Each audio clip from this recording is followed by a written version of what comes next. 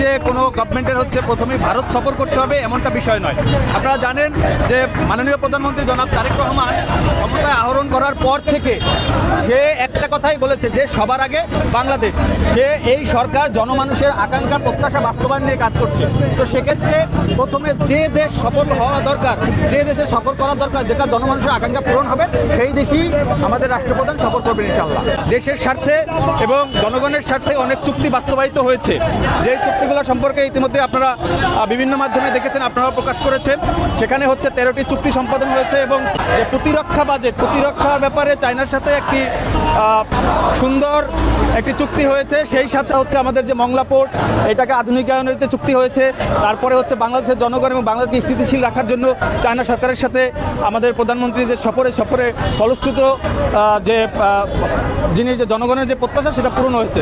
এই জন্য আমরা কেন্দ্রীয় ছাত্রদল, আমির রিয়াজুল হাসান বাপ্পি এবং তানভীর আহমেদ তানুর নেতৃত্বে একটি শুভেচ্ছা মিছিল আমরা শাহবাগমুখী পদচারণা করছি।